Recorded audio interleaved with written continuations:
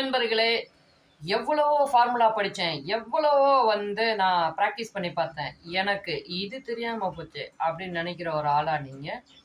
Time and work எனக்கு தெரியவே மாட்டேங்குது, ரொம்ப கஷ்டமாக இருக்குது அப்படிங்கிற ஆளா நீங்கள்? உங்களுக்கு தான் இந்த வீடியோ. வாங்க எப்படின்னு பார்ப்போம். 7 பேர் சேர்ந்து ஒரு வேலையை 52 நாளில் முடிச்சு தூக்கி போட்டுருவாங்க.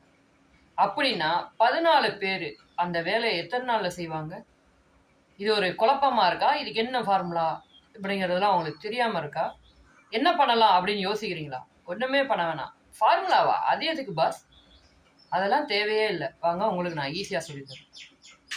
7 × 52ங்கிறத மேலே போட்டுங்க, 14ங்கிறத பையில் போட்டுங்க. மேலே இருக்க எந்த நம்பரை கொண்டு கீழே இருக்க அந்த 14 சிம்பிளிஃபை பண்ண முடியும்னு பாருங்கள். அதாவது அடித்து கொடுக்குறது. 7 வச்சு 14 சிம்பிளிஃபை பண்ணணும். 7ல் ஒரு வாட்டி இருக்குது 7, 14ல் 2 வாட்டி இருக்குது 7. கீழே 2 இருக்குது, மேலே 52 இருக்குது.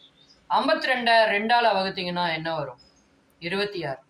அப்போ 7 ஆட்கள் 52 நாளில் ஒரு வேலையை செஞ்சு முடிக்கிறாங்கன்னா 14 பேர் சேர்ந்தாங்கன்னா அந்த வேலையை அப்படியே 26 நாளில் பண்ணி முடிச்சுடுவாங்க.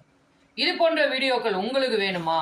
நீங்கள் பண்ண வேண்டியது நம்ம சேனலை சப்ஸ்கிரைப் பண்ணிவிட்டு வர வீடியோக்களை பார்க்குறது தான்.